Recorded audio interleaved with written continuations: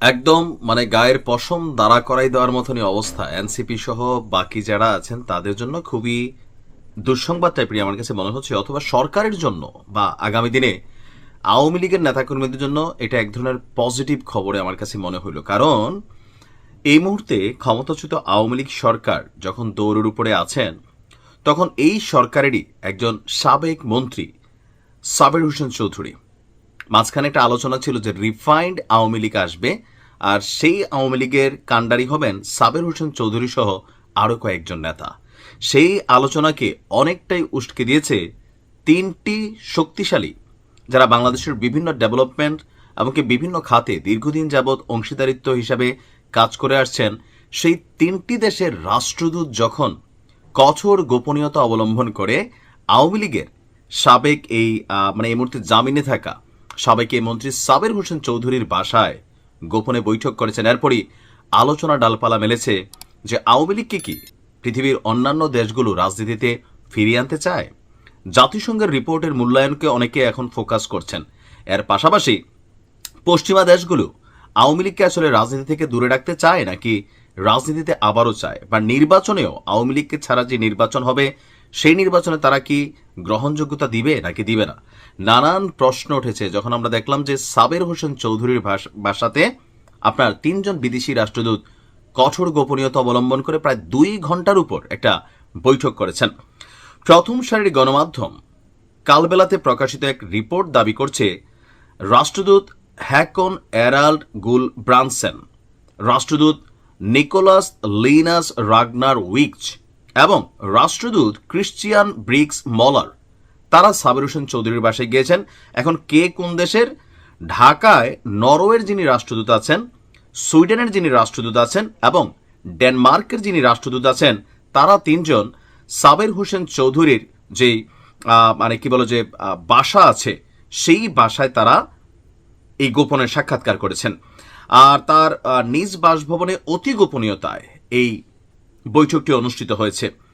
একটা সূত্র বলছে যে বৈঠকে কার্যক্রম নিষিদ্ধ হওয়া দল আওয়ামী লীগের আসন্ন জাতীয় সংসদ নির্বাচনে অংশগ্রহণের কোনো পরিকল্পনা রয়েছে কিনা সেই বিষয়ে তারা জানতে চান।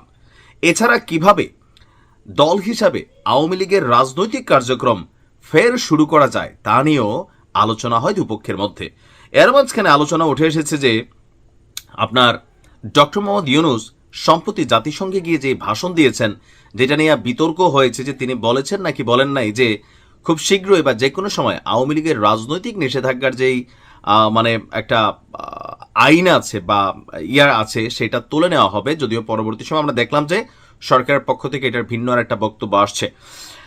এখন এই নর্ডিক রাষ্ট্রগুলোর কূটনীতিকরা বড় দল হিসেবে আওয়ামী লীগের স্বচ্ছ ভাবমূর্তির সদস্যদের যদি বর্তমান সরকার এবং অন্যান্য রাজনৈতিক দল নির্বাচনে অংশগ্রহণের সুযোগ দেয়, তাহলে বিদেশি কূটনীতিকদের তেমন কোনো আপত্তি নেই বলে জানিয়েছেন।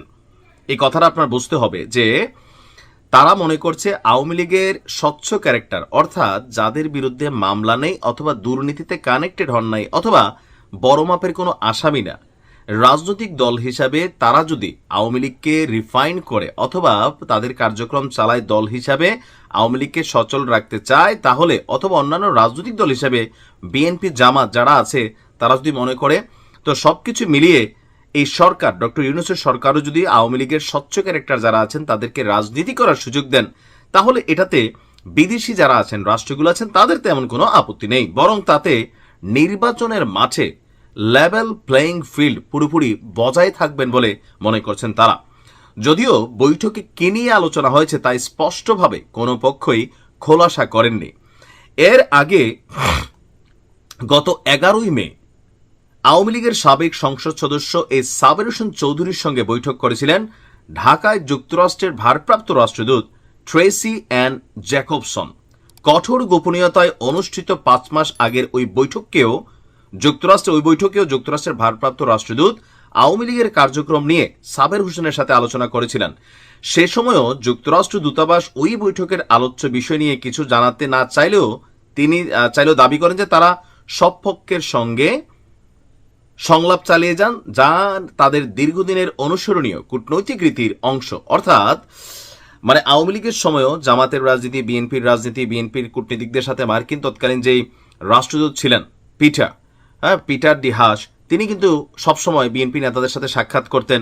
এটাকে আওয়ামী লীগ ভালোভাবে দেখত না, তাকে পাতিহাস সহ বিভিন্ন নামে উপাধি দিত। তো একই পদ্ধতিতে এখন বিদেশি রাষ্ট্রগুলো, তারা কিন্তু আপনি দেখেন যুক্তরাষ্ট্র এত বড় গোপন মিটিং হয়ে গেল, তারপর হচ্ছে যে এই তিনটা দেশ তারা কিন্তু বাংলাদেশের stakeholder, one kind of জলবায়ু, বন, পরিবেশ ইস্যুতে দীর্ঘদিন কাজ করে আসতেছে। তার মানে বিদেশিরা চাচ্ছে এদেশে আওয়ামী লীগের রাজনীতি সচল হোক। তবে হ্যাঁ, যারা অন্যায় করেছে, যারা লুটপাট করেছে, অথবা যারা ধরেন হত্যা সহ বিভিন্ন কর্মযোগ্য বা মানবাধিকার লঙ্ঘন করেছে, তাদের বিষয়টা আলাদা। কিন্তু রাজনৈতিক দল হিসাবে আওয়ামী লীগের রাজনীতি চালু থাকুক, এটা বিদেশিদের এখন তাহলে চাওয়ার একটা অংশ। যদিও এ নিয়ে স্পষ্ট বক্তব্য তারা না দিলেও কালবেলা দাবি করছে যে আলোচনার বিষয়বস্তু এগুলোই ছিল। তার মানে আওয়ামী লীগ বৈশ্বিকভাবে তাদের যে লবিং অথবা সামহাও তাদের যে চ্যানেল ব্যবহার করছে, সেখানে কিন্তু অনেকটা পজিটিভ অবস্থান তারা তৈরি করছে কোথাও না কোথাও। আপনি কি মনে করেন যে স্বচ্ছ আওয়ামী লীগ যারা আছেন তাদেরকে কি রাজনীতির সুযোগ দেওয়া যায়?